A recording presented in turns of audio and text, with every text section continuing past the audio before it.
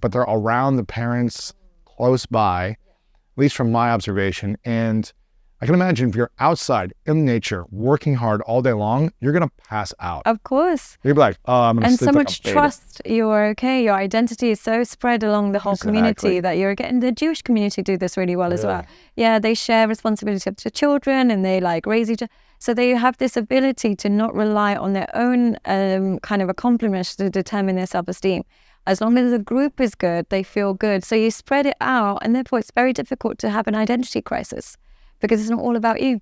Isn't it amazing? It's very hard to be bored. It's very hard to be... It's hard to feel depressed, hard to feel lonely, hard to feel all the things that are actually quite toxic, and they create a buffer for it. Yeah, it's amazing.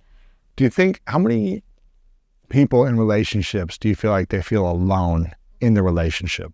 I would say, particularly in the cultures where we live now, I think majority of them feel alone. And the reason being is, and Esther Perel really highlights this well, is that we've got all of our needs, like our social, emotional, cognitive, all of this, we're putting it all on one person. And when they can't fill all those needs, we start to feel alone. Whereas before we would have a community, we'd spread all of those needs across different people. And as a result, we wouldn't blame our partner for our lonely kind of experiences. So I think, and I notice this particularly with housewives in Western communities, what happens with housewives is because they're feeling under kind of, they haven't fulfilled their potential completely in their mind. I'm not saying that they haven't, but in their mind, they feel lonely. They feel super lonely because they almost feel like they're a slave to the child for the first couple of years. And whereas before in our mom's generation and their generations, there'd be so many other mums, there'd be so many stay-at-home mums, so many aunts, uncles, everybody would be close by, that child rearing wasn't so difficult. Now you have to do it totally alone. So they end up finding it really difficult and they feel really lonely and they resent their husband as a result. Because if you just share it with somebody and he's usually gone to work or done something, so they end up and it causes a lot of rift. Why do you think new moms like to do it alone versus do it with support? Parenting. Because we've created individualistic societies, what's happened is we don't trust people anymore. We see people as predators. Whereas in other societies, they literally share breastfeeding. They're like, give me your baby, put it on there. And they do stuff like that. They raise them, they pay for them, they do everything. So we've almost created a fear of connection. We're a fear of sharing responsibility. And understandably, because the world's a bit of a messy place.